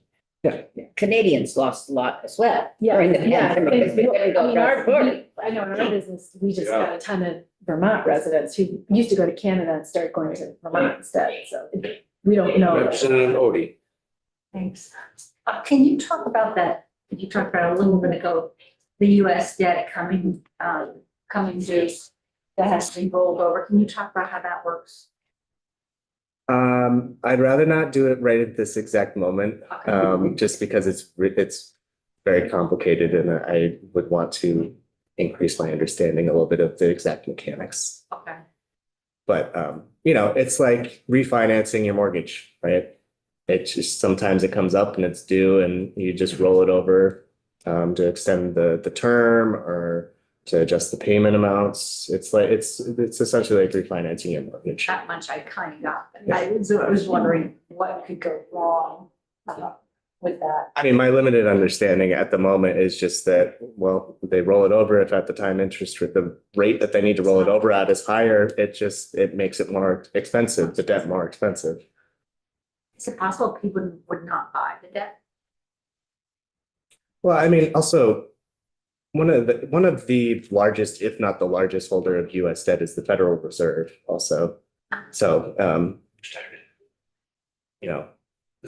I guess I don't know, I don't totally know the answer to that question, but, another significant holder, one of the largest of US debt is US citizens as well. So the international holdings do make up a significant contingency, but the majority is not held by them. Representative Higley. Yeah, I just want to make sure that people understand that there's a larger economic discussion that should happen here as well. I just heard from one of the agriculture committee members who heard from the Maine potato growers that there was 42,000 acres of PEI potatoes that were coming across the border, which restricts the Maine growers in regards to getting their product on the market. They were able to sell them cheaper because of the exchange rate, as well as the volume. There's things like that. The talking about forest products again. How many times have you heard people talk about the number of tractor trailer trucks that are on the roads headed north and the lumber comes back? Why can't we as Vermont or some in the middle state come up with a processing facility the same as Canada? Well, there's a couple of reasons there too. Again, one of them is the subsidies that Canada provides these industries up there. That's huge. Another thing is scale. Another thing, there's a lot of different, what I'm saying is there's just a lot of different factors that come into play with some of these things. So again, you talk about all the things that could, the price of lumber that could increase the cost of a home here in Vermont, having some devastating effects on our housing issues. Well, I argued 2 years ago to postpone action on the residential building energy standards. And I've already told you folks once that, Huntington Homes said that our residential building energy standards were going to increase an 1,800 square foot home by $30,000. Now that's nothing to sneeze at. And we continue to go down that road of doing this stuff. And I just want people, I had a developer in Stowe who called me and said, Mark, I'm going to put in a bunch of rental units, and I found out that under the new commercial building entity standards, I have to have all underground infrastructure in for EVs except for the charging facility itself. That's astronomical in the sense of engineering costs that I have to go through. How do I deal with it? And I didn't have an answer. So I'm just saying, folks, that there's a lot more to this than just looking at the economics of the tariffs when what we do, whether it's to the logging industry, to the housing industry or whatever, we do it to ourselves a lot of times. I just think we need to understand that.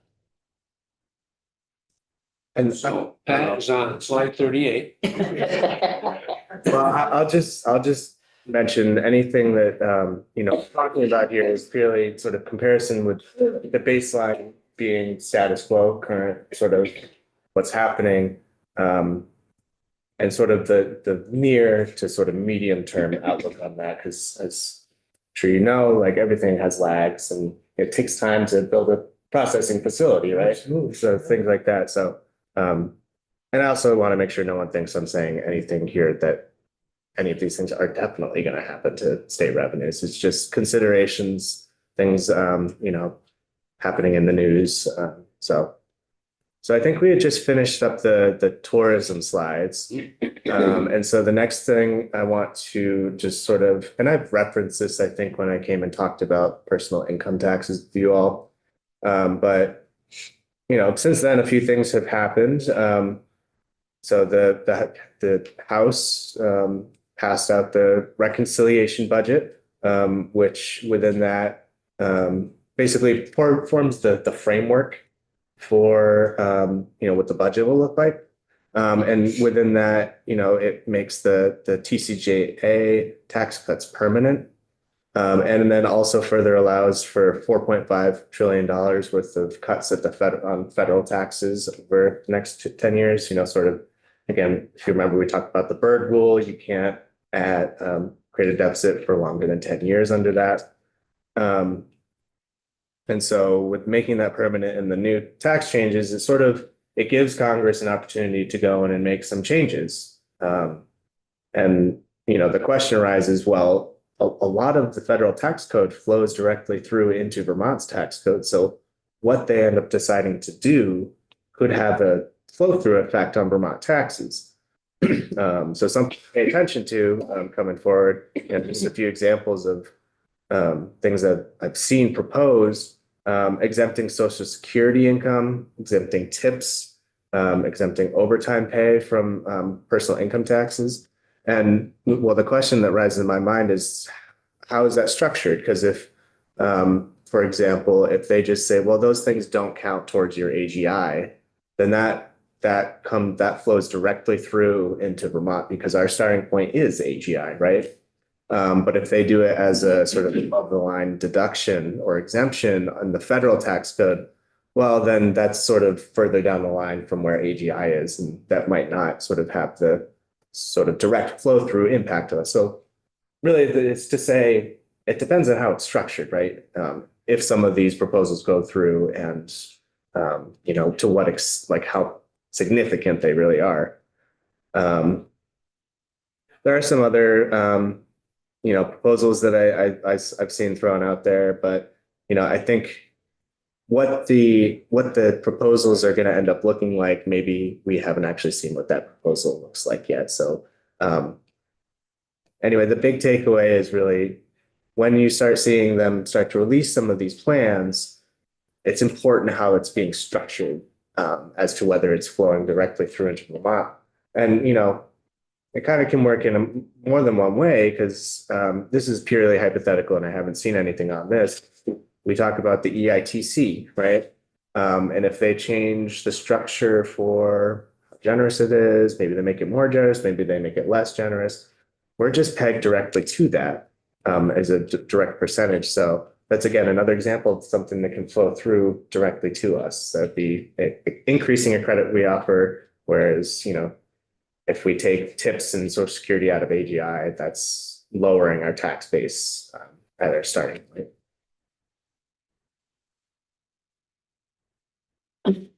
Okay, one question, Carol, and we want to finish the slides. Okay, it's on the end of the slide. So it says restoring the full state and local tax deduction. Meaning you go back being able to take that deduction for state. Yeah, right now I think it's capped at 10,000. Yes, okay. Restoring, okay.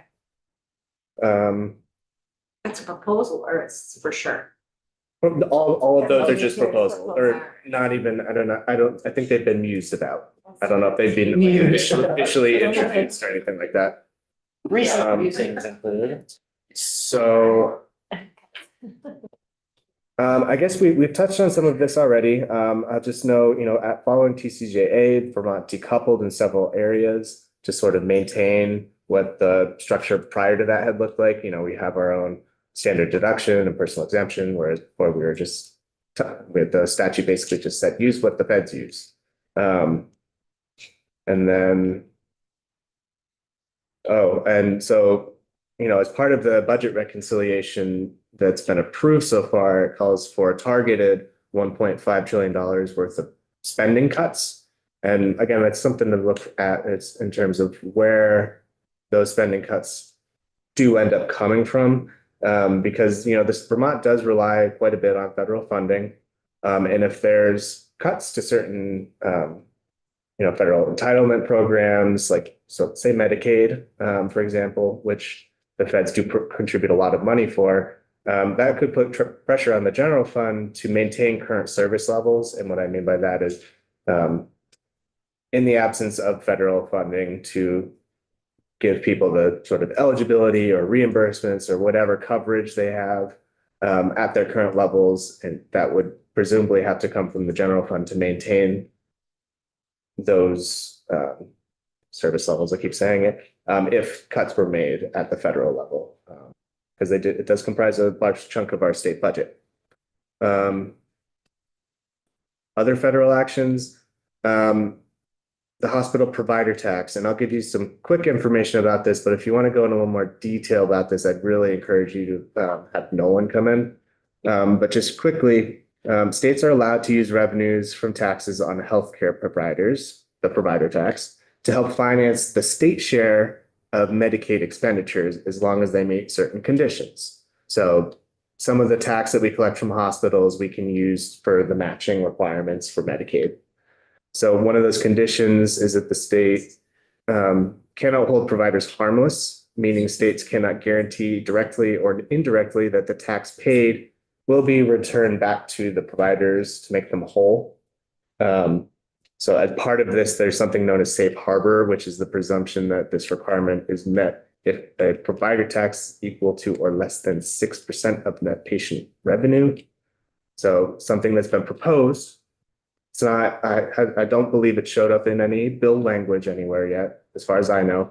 But what's been proposed would be to take that 6% safe harbor percentage and reduce that down to 3%. And Nolan put these numbers together for me. This would result in approximately a $104 million loss of state match dollars for Vermont. So matching that the feds provide us, which or sorry, no, that's the state matching. So that's the 3% that we collect from the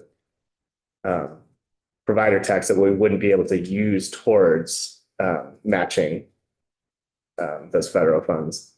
So losing those matching funds equates to $250-ish million in loss of gross Medicaid dollars to the program.